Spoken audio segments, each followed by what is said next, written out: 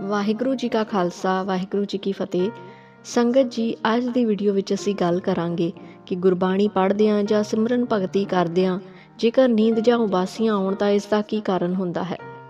ਸੰਗਤ ਜੀ, ਜਿਵੇਂ ਕਿ ਆਪ ਸਭ ਜੀ ਜਾਣਦੇ ਹੋ ਕਿ ਗੁਰੂ ਪਿਤਾ ਗੁਰੂ ਗੋਬਿੰਦ ਸਿੰਘ ਜੀ ਵੱਲੋਂ ਸਭ ਨੂੰ ਹੁਕਮ ਹੈ ਕਿ ਅੰਮ੍ਰਿਤ ਵੇਲੇ ਹਰ ਸਿੱਖ ਨੇ 5 ਬਾਣੀਆਂ ਦਾ ਨਿਤਨੇਮ ਕਰਨਾ ਹੈ ਅਤੇ ਸੰਧਿਆ ਵੇਲੇ ਰਹਿਰਾਸ ਸਾਹਿਬ ਜੀ ਦੀ ਬਾਣੀ, ਰਾਤ ਨੂੰ ਸੌਣ ਵੇਲੇ ਕੀਰਤਨ ਸੋਹਿਲਾ ਸਾਹਿਬ ਜੀ ਦੀ ਬਾਣੀ ਨੂੰ ਪੜ੍ਹਨਾ ਹੈ।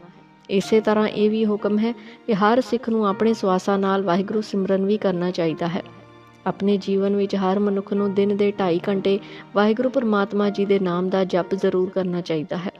ਹੁਣ ਗੱਲ ਕਰਦੇ ਹਾਂ ਕਿ ਕਈ ਮਨੁੱਖ ਪੁੱਛਦੇ ਦੇਖੇ ਗਏ ਹਨ ਕਿ ਉਹਨਾਂ ਨੂੰ ਗੁਰਬਾਣੀ ਪੜ੍ਹਦਿਆਂ ਜਾਂ ਨਿਤਨੇਮ ਕਰਦਿਆਂ ਇੱਕਦਮ ਬਹੁਤ ਨੀਂਦ ਅਤੇ ਉਬਾਸੀਆਂ ਆਉਣ ਲੱਗ ਜਾਂਦੀਆਂ ਹਨ।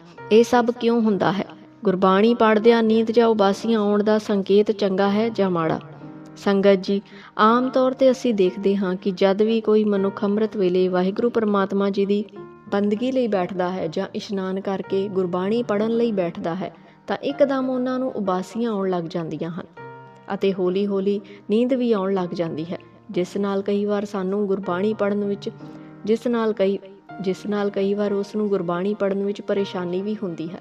ਪਰ ਸੰਗਤ ਜੀ, ਆਪ ਜੀ ਇਹ ਜਾਣ ਕੇ ਹੈਰਾਨ ਹੋਵੋਗੇ ਕਿ ਜੇਕਰ ਬੰਦਗੀ ਕਰਦਿਆਂ ਜਾਂ ਗੁਰਬਾਣੀ ਪੜ੍ਹਦਿਆਂ ਉਬਾਸੀਆਂ ਜਾਂ ਨੀਂਦ ਆਵੇ ਤਾਂ ਇਹ ਇੱਕ ਬਹੁਤ ਚੰਗਾ ਸੰਕੇਤ ਦੱਸਿਆ ਜਾਂਦਾ ਹੈ।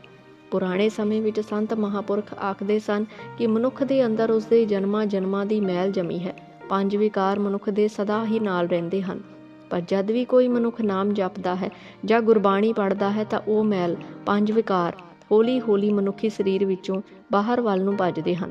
ਇਸੇ ਲਈ ਗੁਰਬਾਣੀ ਪੜ੍ਹਦਿਆਂ ਬੰਦਗੀ ਕਰਦਿਆਂ ਹਰ ਮਨੁੱਖ ਨੂੰ ਬਹੁਤ ਉਬਾਸੀਆਂ ਤੇ ਨੀਂਦ ਆਉਂਦੀ ਹੈ। ਸੰਗਤ ਜੀ, ਇਸ ਕਲਯੁਗ ਵਿੱਚ ਇਹ 5 ਵਿਕਾਰ ਮਨੁੱਖ ਨੂੰ ਨਾਮ ਜਪਣ, ਗੁਰਬਾਣੀ ਪੜ੍ਹਨ ਅਤੇ ਚੰਗੇ ਕਰਮ ਕਰਨ ਤੋਂ ਰੋਕਦੇ ਹਨ। ਉਹ ਮਨੁੱਖੀ ਮਨ ਨੂੰ ਭਟਕਾਉਣ ਲਈ ਸਦਾ ਤਿਆਰ ਰਹਿੰਦੇ ਹਨ ਕਿ ਜਿਸ ਨਾਲ ਇਹ ਨਾਮ ਨਾ ਜਪ ਸਕੇ, ਸਿਮਰਨ ਭਗਤੀ ਨਾ ਕਰ ਸਕੇ।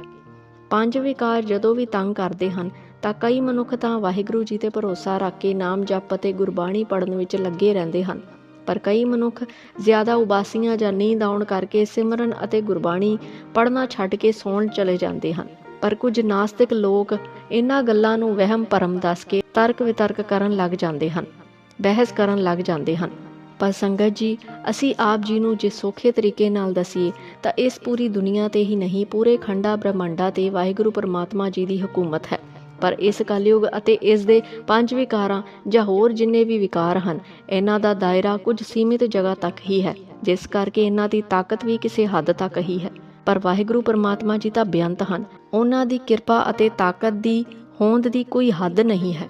ਉਹਨਾਂ ਅੱਗੇ ਸਭ ਤਰ੍ਹਾਂ ਦੀਆਂ ਨਕਾਰਾਤਮਕ ਊਰਜਾਵਾਂ ਅਤੇ 5 ਵਿਕਾਰ ਤਿਣਕਾ ਮਾਤਰ ਵੀ ਨਹੀਂ ਹਨ। ਸੰਗਤ ਜੀ, ਇਸ ਲਈ ਹਮੇਸ਼ਾ ਗੁਰਬਾਣੀ ਪੜ੍ਹਦਿਆਂ, ਨਾਮ ਜਪਦਿਆਂ ਜੇਕਰ ਨੀਂਦ ਜਾਂ ਉਬਾਸੀਆਂ ਆਉਣ ਤਾਂ ਕਦੇ ਵੀ ਡੋਲਣਾ ਨਹੀਂ ਚਾਹੀਦਾ ਹੈ।